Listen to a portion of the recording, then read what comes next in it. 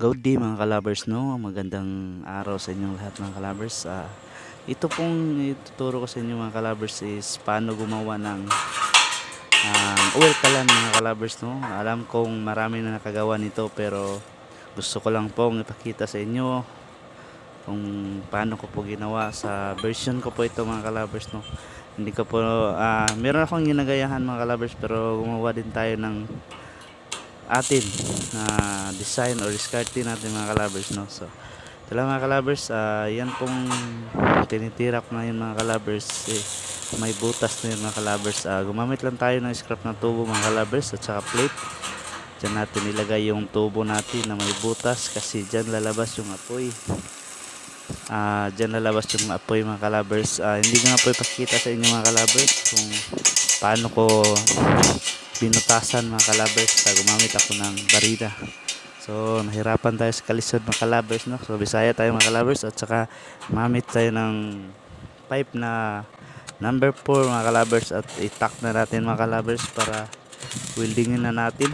So weldingin natin paikot mga kalabers para hindi masayang yung oil mga kalabers. Kailangan walang butas yan mga kalabers para hindi mag-leak yung oil. Alam nyo naman mga kalabers, no? Yung oil naghahanap talaga ng malabasan yan mga kalabers. So tapusin natin sa pagwi-welding mga kalabers. Paikot lang po tayo mga kalabers. Seryoso ko dyan mga kalabers kasi ako lang talaga dyan mag-isa mga kalabers, no? So ganun lang mga kalabers, no? Continue lang natin mga kalabers at saka pintirin natin. Saka lagay na natin ang elbow mga kalabers.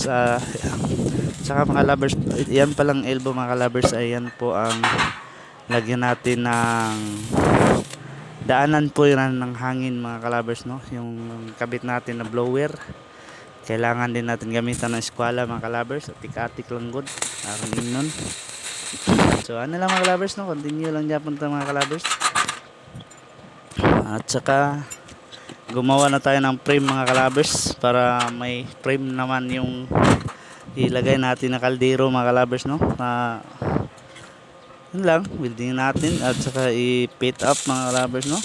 Kailangan naka-square mga kalabers, no? Ganun lang mga kalabers.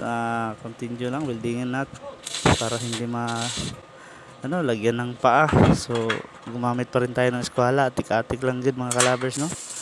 So continue lang mga kalabers. Apat yan na paris mga kalabers, no? Yung paa na nilagay natin. Diyan po ang natin, frame. Diyan po sa gitna ilagay natin yung ginawa natin na pipe kanina mga kalabers at saka nilagyan natin ng plate at saka may parang yan, alam kong marami nakarelate yan, parang ano yan mga kalabers, no? Honsoy. Parang honsoy na siya mga kalabers. So kailangan natin ng main core, lagyan natin ng para makasakay siya dyan mga kalabers. Yun na mga kalabers, no? Bilis lang tayo gagawin mga kalabers basta ready na yung mga materials mo, madali lang yan gawin mga kalabers kung alam mo din yung ginagawa mo mga kalabers, no? So yan kasi naka work ako dati niyan mga kalabers kaya alam ko kasi nasubukan ko nang magtrabaho sa ganyan mga kalabers, no? Per piraso kami noon mga kalabers, no? Shout out sa amo namin, boss, shout out sa'yo, pasensya niya. Nilagay ko dito yung nagbi-video ako sa paano gawin. So, ganun lang. Marami palang purpose yan mga kalabers. Pwede palang gawing martilyo yung natin. Ganun lang mga kalabers, yung mga dawil na yan. Baka nagtaka kayo kung anong gagawin ko dyan. Dyan natin ipapatong mga kalabers, no? So kailangan talagang may patungan. So lahat naman ng bagay mga kalabers, no, kailangan natin may patungan. So ganun lang. Ano natin, tingnan natin mabuti, sukatin natin at saka i-align ng tamang tamang pagkalagay. So gumamit tayo ng pinagbabawal na technique dyan mga kalabers, no? So dinagdagan ko na yung dowel mga kalabers kasi dalawa lang yan. So nilagyan ko na din ng dalawa, so pang-apat na. So pair na sila mga kalabers. So na siya, secured na siya dyan mga kalabers, no? So welding natin para continue lang yung kapit nya. Para kahit anong alog natin sa ginagawa natin, hindi na talaga yan maano mga kalabers. So at saka dinagdagan natin ng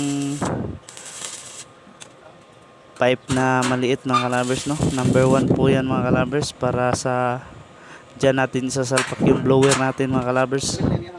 So ito, yan ginagawa natin mga kalabers. Baka nabigla kayo, ano yan? Yan po yung tangke natin mga kalabers. Sinubukan ko mga kalabers kasi dyan natin ilagay yung tangke. Maliit lang yan na tangke mga kalabers na pwedeng tanggal-tanggalin kasi pwede kang magpalit ng malaking tangke.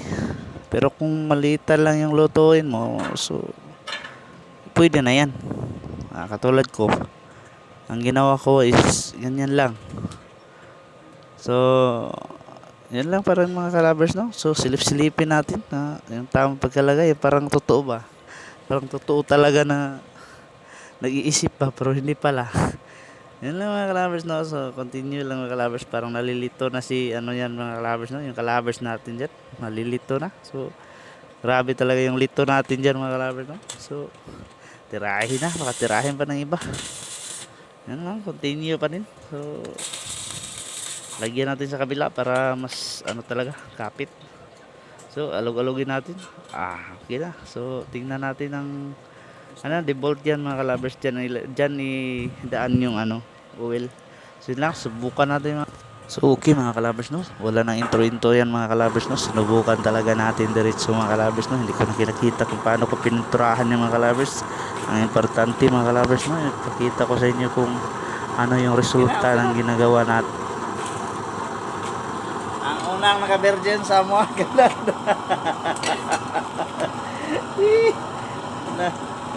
Nakaluto sa mga kalan, no. Hindi naman ang kapitbahay natin mga kalabers, no. Siya talaga yung nauna pagluluto mga kalabers. So yan na mga kalabers, yan lang ang init niya mga kalabers. So kulong-kulo talaga yung tubig na nilagay mga kalabers, no, yung sample natin mga kalabers.